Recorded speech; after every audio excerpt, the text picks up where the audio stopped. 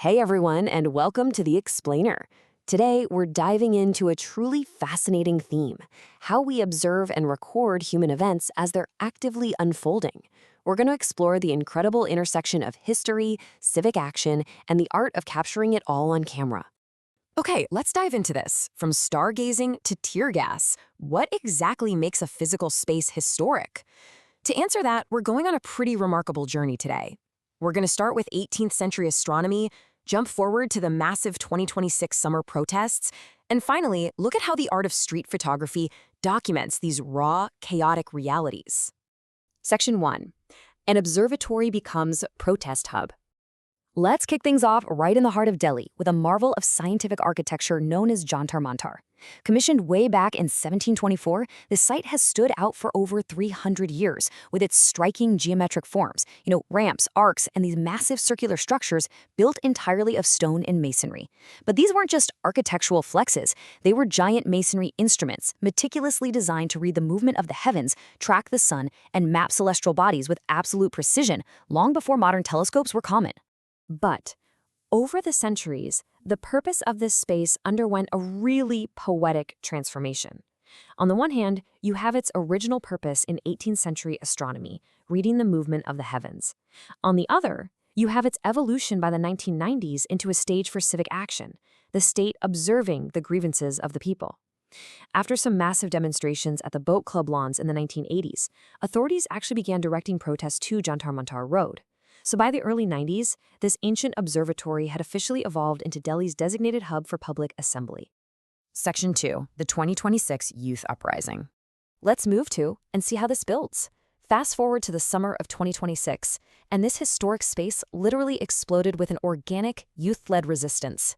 The air shifted completely from quiet historical observation to urgent, nationwide civic action. Tracking the events, it all started on June 6th with the very first protest at Jantar Mantar, driven by NEET student aspirants. By mid-July, this had expanded into a full-on national campaign. As tensions mounted, late July saw the beginning of hunger strikes, including those by prominent activists and student leaders. And finally, all of this momentum culminated on July 20th, with the massive Sansad Chalo March, mobilized alongside the newly formed Cockroach Janta Party. The sheer, staggering scale of that July 20th march is hard to overstate. Drone images suggest that well over 100,000 people flooded the area. Political analyst Yogendra Yadav noted that it went from a planned march to a rally and ultimately became what he described as a massive, overflowing Rayala, basically a mass flow of humanity that packed every single road leading to Parliament. So, what made this mobilization so incredibly unique, according to the sources? Well, it was defined by 4 key elements. First, it was mostly organic, self-mobilized youth who traveled long distances entirely on their own. Second, there was an absurd diversity of participants. We're talking people from Arunachal Pradesh to Himachal Pradesh, students from elite universities standing shoulder to shoulder with aspirants from Mukherjee Nagar. Third, it placed a laser-sharp focus on the universal right to education and employment.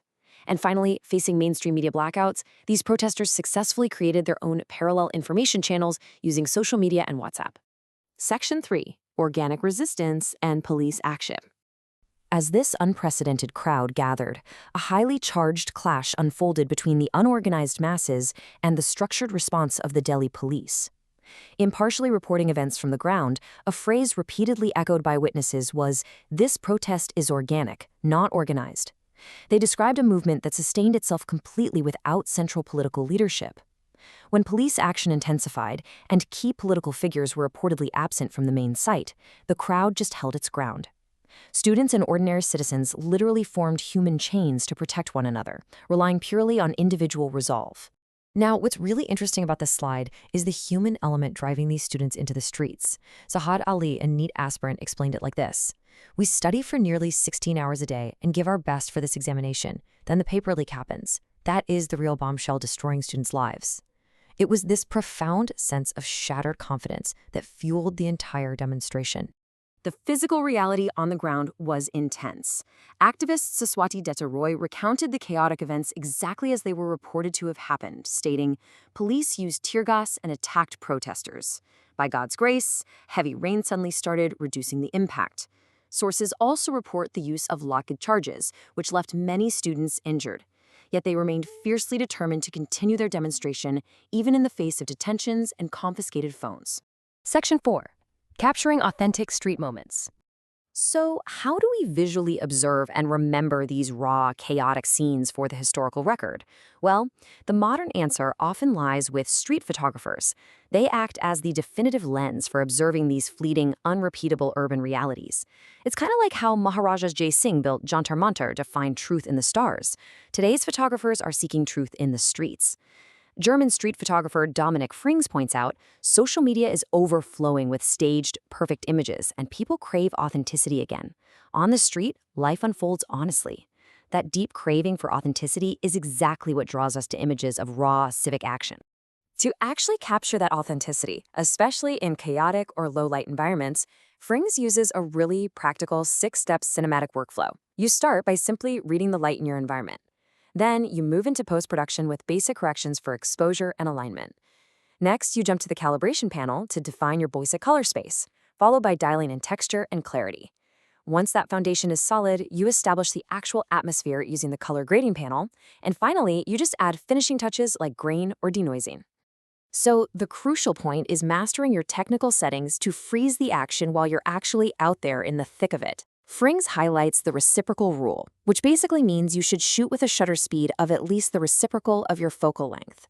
So if you're shooting at 35 millimeters, you shoot at 1/35 of a second or faster. When you're documenting high-tension, super fast-moving scenes like a massive street protest, understanding manual mode is absolutely crucial to prevent motion blur and capture the raw truth of the moment. Section 5. A new democratic spirit. Let's zoom out to the meta level for a second. What does this fascinating intersection of an 18th century observatory, an organic youth uprising, and the authentic documentation of it all actually mean for our future?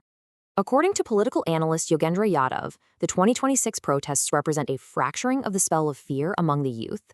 He points out that this movement signifies a totally new phase in the politics of social justice. It was notably led by a Dalit figure, Abhijit Deepki, and inspired by an Adivasi activist, Sonam Wangchuk. This shift suggests that rather than just demanding a share of the nation, these communities are now leading the way in redefining the broader national conversation on education and employment. The emotional weight of this shift was just immense. Political theorist Vanya Vaidehi Bhargava captured the mood perfectly when she wrote, "Today, to see this democratic spirit, which has been silenced for so long, come back alive again, I feel whole again." It beautifully illustrates just how deeply the events of July 20th impacted those observing the nation's political pulse.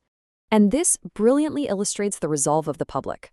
Yogendra Yadav recalled a phrase he often used when asked about the future: the question isn't whether the public will stand up, but whether we will have sat down by the time they do. Reflecting on the massive crowds at Jantar Mantar, he concluded simply, Janata was standing, and so was I. The people had finally stood up to be observed by history. Which brings us to our final thought. Over 3 centuries, Jantar Mantar has watched the heavens move, and it's watched the streets transform.